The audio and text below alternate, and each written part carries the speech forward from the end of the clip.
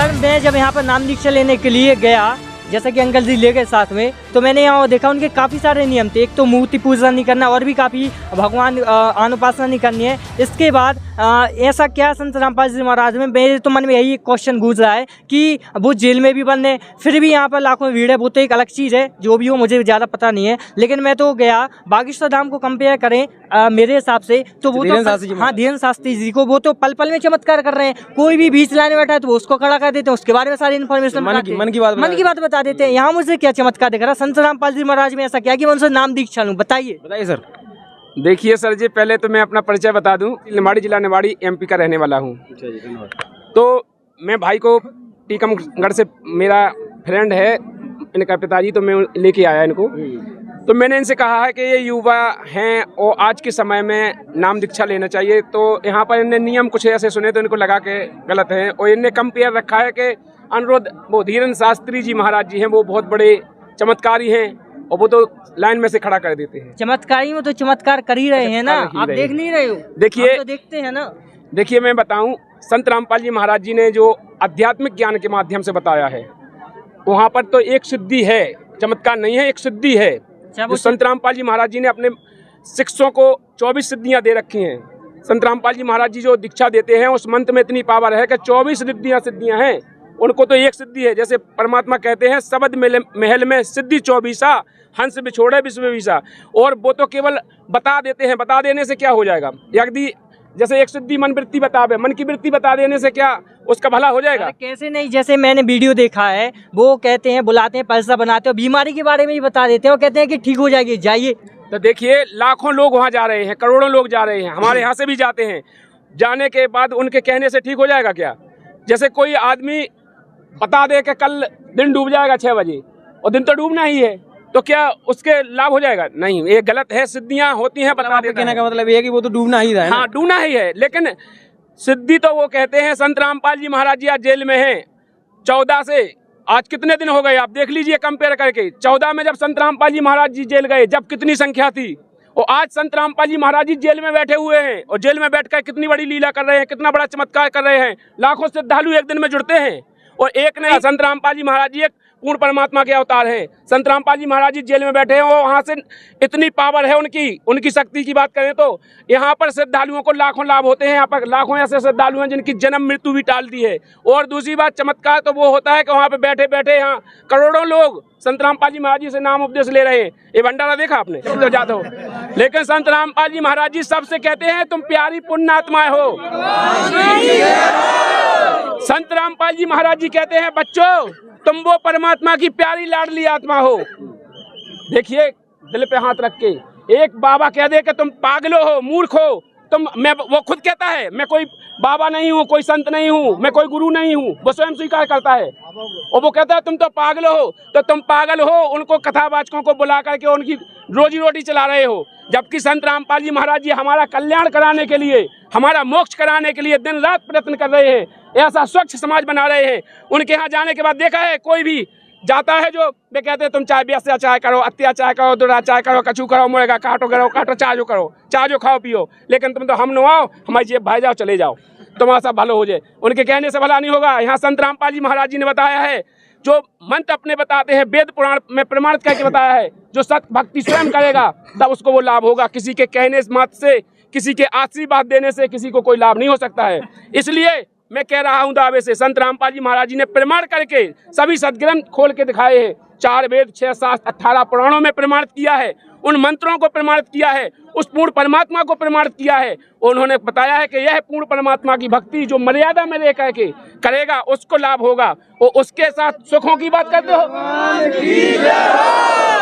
देखिए सर, वैसे मैं आपको बताना चाहता हूँ, जिस तरीके से आपने ये बात तो सही की है। देखिए मैं भंडारे में आया तो मुझे काफ़ी अच्छा माहौल लगा, क्योंकि मैं धाम पर भी गया हूँ तो वहाँ भी मैंने भंडारा किया, तो मैं कंपेयर नहीं कर सकता हूँ, क्योंकि किसी के बारे में बोलना गलत है। ना मैं इस यहाँ की बुराई कर रहा हूँ, ना वहाँ की बुराई कर रहा हूँ। सर वैसे तो मैं आपको बताना चाहूँगा कि भंडारे में तो सब ठीक था, और जैसे ही नाम दीक्षा लेने गया, जैसा कि क्वेश्चन चल ही रहे हैं, तो वहाँ पर एक ये बात है ना कि मैं जब वहाँ पर नाम दीक्षा लेने गया, उन्होंने नियम बताया। जैसा कि एक नियम बताया कि आप पूजा अर्चना नहीं कर सकते हो, ना ही किसी मंदिर में जा सकते हो, ना ही मस्जिद में, ना ही गुरुद्वारे में, कहीं भी नहीं जा सकते हो, ठीक है। और फिर यहाँ पर जैसा कि चर्चा हो ही रही है, तो यहाँ पर बताया देवी देवताओं को छोड़ो, तो मैं राम पर ज़्यादा, मैं तो हनुमान जी को मानता था, फिर ये भगवान बताने कबीर साहब को, तो मैं यहाँ कंफ्यूज हूँ कि मैं हनुमान जी को अपना भगवान मानूँ कि कबीर साहब को। आप बताइए इस बारे में, मैं कंफ्यूज हूँ। बताइए सर। देखिए सर, जैसे कि कोई कह दे कि जाओ मैंने तुमको 5 एकड़ जमीन दे दी, मौखिक कह दे, तो क्या वो मिल गई आपको? लेकिन कोई रजिस्ट्री करके आपको 1 एकड़ दे दे और वो कहे नहीं रजिस्ट्री करके दे दे, और वो कागज आप जा करके अपन सरकार में ले जाएंगे, तो आपको वो मिलेगी कि नहीं मिलेगी? तो इसी प्रकार संत रामपाल जी महाराज जी ने हमारे नाम रजिस्ट्री कर दी है। संत रामपाल जी महाराज जी ने सभी सदग्रंथों में खोल करके प्रमाणित किया है कि कबीर साहब ही पूर्ण परमात्मा है। 4 वेद, 6 शास्त्र, 18 पुराण, गीता, भागवत, कुरान, सभी सदग्रंथों में, हिंदू धर्म के, सिख धर्म के, मुसलमान धर्म के सभी ग्रंथों में प्रमाणित करके संत रामपाल जी महाराज जी ने कहा है कि कबीर साहब ही भगवान है। और उन्होंने तो ये तक कहा है, जिनकी बात तुम कर रहे हो, सभी जितने भी पृथ्वी पे धर्म गुरु हैं, संत रामपाल जी महाराज जी ने चैलेंज रखी थी कि आकर के हमसे डिबेट करें, और यदि वो हमारे क्वेश्चन को गलत कह दें और वो कहें कि तुम्हारा ये भक्ति गलत है या तुम्हारा ये रास्ता गलत है, तो मैं अपने प्रमाणित करके दिखा दें, मैं अपने रास्ते को बदल के मैं उनका शिष्य बन जाऊंगा। कोई भी नहीं आया, सबने निरुत्तर कह दिया। और आज भी संत रामपाल जी महाराज जी कहते हैं कि कोई भी ऐसा संत धरती पे हो और वो आकर के अपनी भक्ति को मेरी को गलत बता दे और प्रमाणित करके कह दे कि ये भक्ति है। इसलिए मैं दावा करता हूं संत रामपाल जी महाराज जी जो कहते हैं बिल्कुल यथार्थ सत्य कहते हैं, और उन्होंने जो कबीर साहब को भगवान बताया है वो बिल्कुल सही बताया है। श्रीमद् भगवत गीता के अध्याय 15 के श्लोक नंबर 1 से 4 तक पूरी सृष्टि रचना के बारे में बताया है। आप खुद उठा के देखिए, आज हम पढ़े लिखे समाज हैं, हर आदमी पढ़ा लिखा है, हम किसी की कहने की माने कि हम खुद ग्रंथों को देखें। उसमें लिखा है गीता अध्याय 15 के श्लोक नंबर 1 में कि ऊर्ध्व मूलम अधः शाखम, इस संसार रूपी वृक्ष को तू पीपल का वृक्ष जान अर्जुन, और जो जड़ से लेके पत्ते तक जो बता देगा वह तात्पर्य को जानने वाला होगा, वही तत्वदर्शी संत होगा। आज तक किसी ने बताया? आज तक कोई भी, जितने भी कथावाचक हैं, भागवत को खोलते तक नहीं है। किसी ने खोला है? मनमुखी कहानी बताते हैं, लेकिन संत रामपाल जी महाराज जी उंगलियां धह धह के गिनाते हैं। आज बच्चे बच्चे को, जैसे श्रीमद् भगवत गीता के अध्याय नंबर 4 के श्लोक नंबर 34 में कहा है, वह तत्वदर्शी संत की शरण में जा, सरलता पूर्वक दंडवत प्रणाम कर, कपट भाव छोड़कर वह परमात्मा का जो ज्ञान उपदेश देगा उससे तेरा कल्याण होगा। मतलब संत रामपाल जी महाराज जी ने इतने प्रश्न, इतने उत्तर डिसाइड किए हैं और सबको याद है, हर आदमी जानता है। तो मैं संत रामपाल जी महाराज जी का जो क्वेश्चन है वही सत्य है, वो जो बता रहे हैं कि वही पूर्ण परमात्मा है वो सत्य है, प्रमाण अपने कह रहे हैं। बताइए सर, अब आप क्या कहना चाहोगे? अब सर मेरा अगला क्वेश्चन ये है कि कंफ्यूज तो मैं हुई, अब इसके साथ एक और कंफ्यूजन ये है कि कई ऐसे साधु संत हैं और ऐसे मतलब कथावाचक हैं जो श्री कृष्ण की लीलाओं के बारे में बताते हैं और कहते हैं कि ये साक्षात भगवान है। तो इसमें तो बताया जा रहा है कि विष्णु और जो कहा जाए श्री कृष्ण भगवान नहीं है आपके ज्ञान, संत रामपाल जी ज्ञान के अनुसार, उनके नियमों के अनुसार। तो आप क्या कहना चाहते हो इस बारे में, बताएं थोड़ा। देखिए, संत रामपाल जी महाराज जी ने ये कहीं नहीं कहा है कि कृष्ण भगवान नहीं है या राम भगवान नहीं है, किसी भी देवी देवता का निरादर नहीं किया है। नहीं तो हम नहीं कह रहे ना, ये सब हम नहीं, हम जैसे कई लाख हुए ना वो बोलते हैं ना, बातें हो रही ना। मैं इस वीडियो के माध्यम से सभी भाई बहनों से, जो इस वीडियो को देख रहा है और देखेगा, मैं उन सभी से अनुरोध कर रहा हूँ, निवेदन कर रहा हूँ, एक बार विचार कीजिए। संत रामपाल जी महाराज जी ने किसी भी पुस्तक में नहीं लिखा है कि ये कृष्ण भगवान नहीं है या रामचंद्र जी भगवान नहीं है, ना उन्होंने किसी भी सत्संग में बोला है कि भगवान नहीं है। संत रामपाल जी महाराज जी ने तो डेफिनेशन के अनुसार समझाया है, जौन भगवान जिस स्तर का है उसका स्तर डिफाइंड किया है। उन्होंने कहा है जैसे कि रामचंद्र जी हैं तो ये 3 लोक के स्वामी हैं, ब्रह्मा विष्णु महेश हैं, ये 3 लोक के स्वामी हैं, और रामचंद्र जी विष्णु के अवतार हैं। तो उन्होंने उनकी सिद्धियों के बारे में बताया, उन्होंने ये नहीं कहा कि उनके पास सिद्धि नहीं है, उन्होंने कहा है उनके पास 8 सिद्धि इन्होंने दिया हैं और ये चतुर्भुजी भगवान है। लेकिन ये इनके ऊपर भी जो पूर्ण शक्ति है वो पूर्ण परमात्मा कबीर साहब है।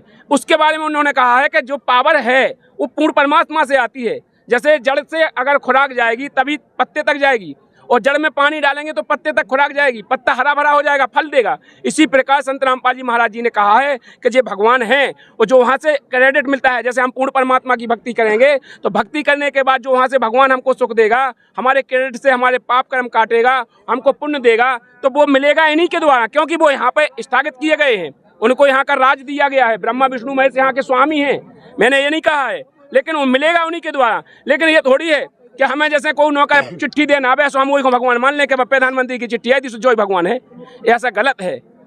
बिल्कुल इसलिए गलत है कि हम जिनको ब्रह्मा विष्णु महेश को भगवान मानते हैं, लेकिन वो हमारे जहाँ तक के स्वामी हैं। जैसे हम सरपंच हैं, सरपंच को प्रधानमंत्री मान लेगा? नहीं मान सकते। प्रधानमंत्री जो हमें जैसे ओते से राशन दे रहा हो आज पूरी भारत में, और प्रधानमंत्री कोटा से आ रहा हो और हम जा कहते हैं कि सरपंच दे रहा हो, हमें सरपंच को पूजन लगे, बताओ आप लोग। चलिए ठीक है, इतना आपने क्वेश्चन मैंने आपने आंसर दिया, अच्छी बात है। अब मुझको इतना तो नहीं पता, लेकिन मेरा अगला सवाल ये है कि अन्य जो साधु संत हैं वो बताते हैं कि विष्णु जी और भी जैसे हो गए श्री कृष्ण और जो कहा जाए शिव जी, तो इनकी मृत्यु अन्य संत बताते हैं नहीं होती, वो तो पूर्ण परमात्मा है। और आपके यहाँ पुस्तकों में लिखा है कि उनकी मृत्यु होती है, तो ये क्या हुआ, ये कौन सी बात हुई, आप बताइए इसको जरा, सब लोगों के मन में क्वेश्चन है। देखिए क्योंकि ये कंफ्यूज है काफी ज्यादा, मतलब जो और कोई संत और कुछ बताता है, आप संत के संत जो है और कुछ बताते हैं। इसीलिए मैं कह रहा हूँ कि जैसे कि कोई कह दे, जैसे कहने मात्र से नहीं माना जाएगा, प्रमाण सहित माना जाएगा। नहीं तो आप प्रमाण में बताइए कि कैसा क्या सिस्टम है, थोड़ा विस्तार से, चाहे टाइम हो जाए। हाँ बिल्कुल विस्तार से। संत रामपाल जी महाराज जी ने श्रीमद् भगवत गीता, देवी भागवत पुराण, कई ग्रंथों में प्रमाणित किया है। उनमें स्पष्ट कहा है, जैसे श्रीमद् देवी भागवत पुराण में लिखा है, स्पष्ट लिखा है कि वो कह रहे हैं कि मैं शंकर हूँ और ब्रह्मा विष्णु महेश को रचने वाली तुम ही दुर्गा हो, तुम ही शिवे हो। आप उठा के देखिए, और तुम तो जगत की रचने वाली हो, तो मैं भी क्यों तुम्हारा बालक नहीं हुआ, तुम ही तो मेरी माता हो। तो स्पष्ट जो स्वीकार कर रहे हैं कि ब्रह्मा विष्णु महेश स्वयं कि तुम मेरी माता हो, तो माता कौन होती है, जन्म देने वाली। तो वे खुद कह रहे हैं, यार हम क्यों माने, वो तो खुद ही कह रहे हैं कि तुम मेरी माता हो। अब इस जैसे जो स्वीकार ही कर ले कि तुम हमारे माता पिता हो, अब उनकी जन्म मृत्यु तो होते जब तक उनको माता पिता है। तो अन्य संत जा भी बोला थे ना कि उनकी मृत्यु नहीं होते, लेकिन इतने पे मृत्यु होते। अरे तो वो तो मनमुखी, वो तो दंत कथा के आधार से मनमुखी कह रहे हैं, ये तो प्रमाण कह रहे हैं। तो आप प्रमाण मानोगे कि दंत कथा से मानोगे? देखो प्रमाण तो सब मानते हैं, क्योंकि हम कहीं भी कुछ भी पढ़े तो हम प्रमाण के साथ ही। अगर अपना आधार कार्ड बनवाते हैं उसमें अपन अपने पिता की बल्दियत डराते हैं, तो हमारी बल्दियत पिता की उस आधार कार्ड से मानी जाती है, ना कि अगर कोई कह दे कि उनके पिताजी को तो खचोरे ना हो तो क्या हो जाए। हमारा आधार कार्ड देखा जाएगा, उसमें जो प्रमाणित लिखा है वो माना जाएगा। इसी प्रकार हमारे सदग्रंथों में जो लिखा है, हमारे सदग्रंथ कह रहे हैं कि ब्रह्मा विष्णु महेश की मृत्यु होती है, वो स्वीकार कर रहे हैं कि हम तो अजन्मे हैं, हमारी तो मृत्यु होती है, हमारा तो जन्म मरण का कष्ट है, वो स्वयं स्वीकार कर रहे हैं। और संत रामपाल जी महाराज जी प्रमाणित करके भी दिखा रहे हैं। अब आप लोग इसको डिसाइड करें ना कि हम पढ़े लिखे होने के बाद भी हम अंधविश्वास को पट्टी बांध ले, तो हम कैसे माने। अब अगर हम पढ़े लिखे के बाद भी दूसरे की बात माने, हमको तो देखना चाहिए। अब आजकल अपन पढ़े लिखे हैं, बच्चा अनपढ़ होने के बाद भी मोबाइल चला रहा है, इंटरनेट का जमाना है, हर कोई इंसान देख रहा है, तो हमको अब देखी और कहीं सुनी भक्ति से काम नहीं चलेगा, अब प्रमाण से काम चलेगा। बहुत दिन हो गए इन लोगों ने, बहुत दिन अपन को भ्रमित कह दिया, अपने पुरखन को डुबा दिया ने, लेकिन अब नहीं डुबा पाएंगे। सर अब आप क्या कहना चाहते हो? अब सर मेरा अगला क्वेश्चन ये है कि जो इतने सारे संत हैं उनको क्या कोई ज्ञान नहीं है, वो ऐसे ही बिना वेदों बिना शास्त्रों के अनुसार भक्ति बताते हैं, है ना? तो सर उनका कहने का मतलब ये है कि जितने साधु संत हुए हैं, बड़े बड़े शंकराचार्य हुए, मठाधीश हुए हैं, क्या आज तक वो ऐसे ही बताते रहे, क्या उनको कोई ज्ञान ही नहीं था क्या? देखिए आज जगत गुरु तत्वदर्शी संत रामपाल जी महाराज जी ने प्रमाणित करके बताया है। उनके सभी जितने भी संसार में जितने भी धर्म गुरु हैं, संत रामपाल जी महाराज जी ने सबकी लिखी पुस्तकें, उनके बोले सत्संग, सभी यहाँ पर उनके थैला उल्टे करके हालात है, उनके अंदर कितना ज्ञान है खाली कर दिया है। संत रामपाल जी महाराज जी ने सभी के उल्टे थैला करके बता दिया कि इनके पास कितना ज्ञान है। उन्हें छुटवा बड़वा भी नहीं आउत है आध्यात्मिक को, कि छुटवा बड़वा का को आउत। संत रामपाल जी महाराज जी एक ऐसे संत हैं विश्व में जिन्होंने आज तक हमको सदग्रंथ खोल के दिखाए हैं। आज तक किसी भी धर्म गुरु ने आज तक हमको खोल के नहीं दिखाया, क्योंकि वो खुद कंफ्यूजन में है। क्योंकि आज से पहले भी रामायण में स्पष्ट लिखा है, रामायण में लिखा है कलयुग केवल हरि गुण गाहा, सो नर भव सागर तर जाहा। कलयुग केवल शब्द लिखा है, कलयुग केवल नाम आधारा और सुमय सुमय नर उतरे पारा। और फिर भी जे मुंह रखें, फिर भी जे नहीं जान रहे, फिर भी जे पाखंड बात करा रहे। गीता में स्पष्ट निषेध बताया है, अध्याय 9 के श्लोक नंबर 25 में कहा है, भूत पूजने वाले भूत बनते हैं, पितरों को पूजने वाले पितर बनते हैं, और जो मेरी पूजा करेंगे मेरे पास आएंगे। फिर भी जे पितर करवा रहे, मतलब पितृ पूजा करवा के हमें फिर भी भूत प्रीत बनवा रहे।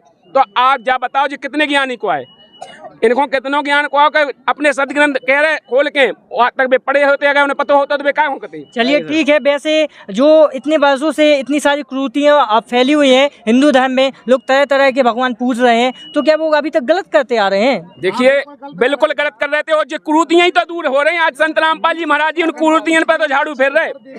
आज संत रामपाल जी महाराज जी ने उन क्रूतियों पर झाड़ू फेरी है। जितने भी लाखों श्रद्धालु हैं ये सभी उन क्रूतियों से दूर हो गए।